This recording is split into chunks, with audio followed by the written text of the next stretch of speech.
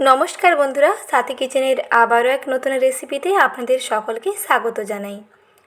আজকে রেসিপিতে বানিয়ে দেখাবো দারুণ এক লোভনীয় নাস্তা। সকালের কিংবা বিকালের জলখাবারে নতুন কিছু যদি বানাতে ইচ্ছে করে তাহলে ঝটপট এই রেসিপিটি দেখে একবার বানিয়ে দেখুন। খেতে দেখবেন দারুণ লাগবে, বানানো খুবই সহজ হয়। অল্প উপকরণে খুব তাড়াতাড়ি তৈরি করে ফেলতে পারবেন দারুণ সুস্বাদু একটি নাস্তা। তাহলে আসুন দেখে নিন আজকের সহজ রেসিপি শেষ পর্যন্ত দেখে নেওয়ার অনুরোধ থাকলো। প্রথমে আমি ময়দা মেখে নিচ্ছি। তার জন্য একটি বড় বাটির মধ্যে নিয়ে নিয়েছি মেজারিং কাপের 1 কাপ ময়দা, আর একটি চা চামচে 3 ভাগের 1 ভাগ লবণ দিয়েছি, আর এর মধ্যে 1 টেবিল চামচ সাদা তেল দিয়ে দিলাম।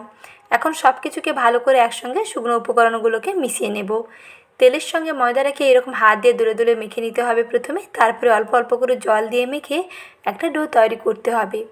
সাধারণত আমরা প্রতিদিনের জন্য যেমন রুটি পরোটার জন্য ডো তৈরি করি তেমনি করে একটা ডো বানাতে হবে। একেবারে নরমও নয় আবার একেবারে শক্তও নয়, বেশ মাঝামাঝি ঘনত্বের এইরকম একটা ডো তৈরি করে নিয়েছি। এখন একটু 10 মিনিটের জন্য রেস্টিংয়ে রেখে দিচ্ছি। আর ততক্ষণে এদিকে একটা পুর তৈরি করে নিচ্ছি। কড়াইতে সাদা তেল গরম করে নিয়ে দিয়ে দিলাম রসুন কুচি, আদা কুচি। আদা ও রসুনটাকে একটু ভাজা ভাজা করে নিচ্ছি।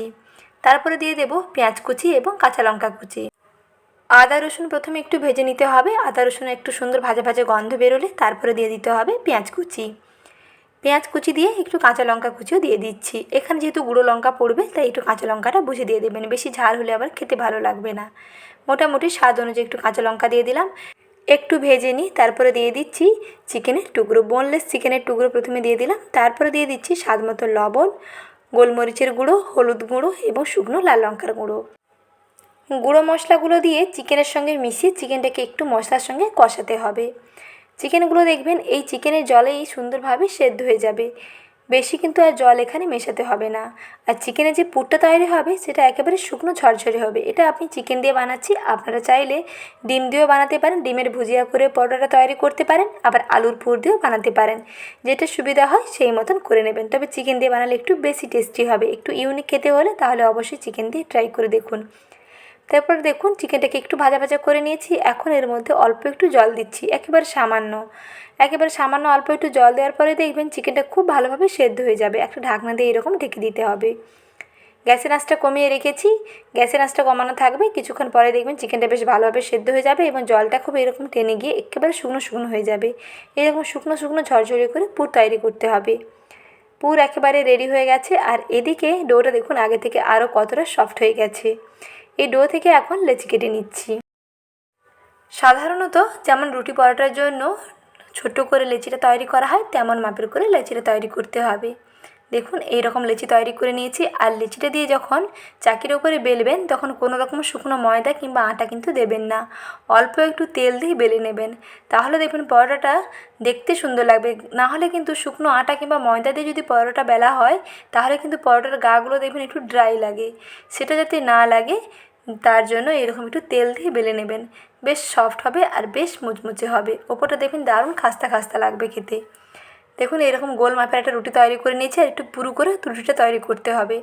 তারপর এক সাইড বরাবর চিকেনের পুর দিয়ে দিচ্ছি।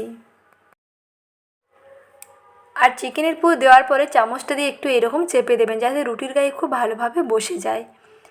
দেখুন পছন্দ মতো এখানে চিকেনের পুর দিয়ে দিলাম। তারপরে এই যে অপর পাশটা আছে রুটির সেই পাশটাকে নিয়ে একই প্রান্তর দিকে এরকম জোড়া লাগিয়ে দিতে হবে। তারপর একটু হাত দিয়ে একটু চেপে দেবেন, দেখবেন মুখটা বেশ ভালোভাবে আটকে যাবে। এখানে আর কোনো রকম জল দেওয়ার প্রয়োজন নেই।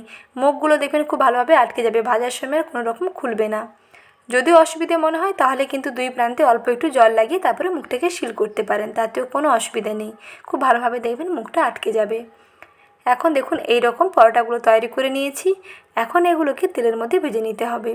কড়াইতে একটু বেশি পরিমাণে তেল দিয়ে দিয়েছি। তেলটা ভালো করে গরম করে নিয়ে তারপরে পরোটাগুলোকে তেলের উপরে দিয়ে দিচ্ছি। তারপরে গ্যাসের আঁচটা কমিয়ে দিতে হবে।